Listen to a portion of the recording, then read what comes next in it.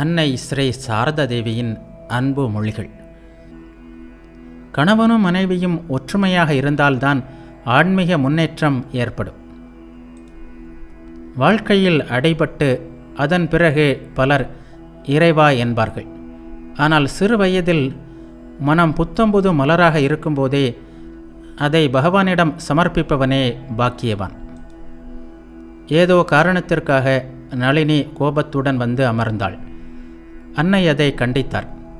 பெண்களுக்கு இவ்வளவு கோபம் கூடாது, பொறுமை வேண்டும். சிறுவயதில் பெற்றோர், இளமையில் கணவன், இவர்களின் பாதுகாப்பு பெண்களுக்கு கட்டாயம் தேவை. மகனே, இந்த உலகின் இன்பம் எத்தகையது என்பதை பார்க்கவில்லையா? இல்லற வாழ்வின் துன்பங்களால் என் நாடி நரம்புகளே தகிக்கின்றன.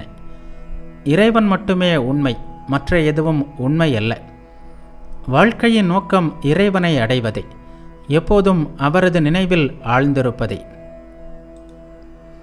மகளே, உனக்கு மன அமைதி வேண்டுமானால் பிறர் குற்றங்களை பார்க்காதே, அதற்கு பதிலாக உன் குறைகளை பார். உலகம் முழுவதையும் உனக்கு சொந்தமாக்க கற்றுக்கொள். யாரும் அந்நியர் அல்ல மகளே, உலகம் முழுவதும் உன் சொந்தம்தான். மகனே, எனக்கு ஓய்வு என்பதே கிடையாது. என் பிள்ளைகள் அனைவருக்காகவும் நான் உழைத்து கொண்டே இருப்பேன். என் உடல் மறைந்த பின்னும் அவர்களின் நலனை நான் கவனித்தேயாக வேண்டும். மந்திரம் தந்திரம் எல்லாம் ஒன்றுமில்லை மகளே, பக்தியே எல்லாம். குருதேவரே எல்லாம். குருவும் அவரே, இஷ்ட தெய்வமும் அவரே, அவரே எல்லாம். ஒரு கணம் கூட வேலை செய்யாமல் இருப்பது நல்லதல்ல. பற்றில்லாமல் வேலை செய்ய செய்ய கர்மத்தலை உடைபடுகிறது. பிறகு பற்றற்ற நிலை ஏற்படுகிறது.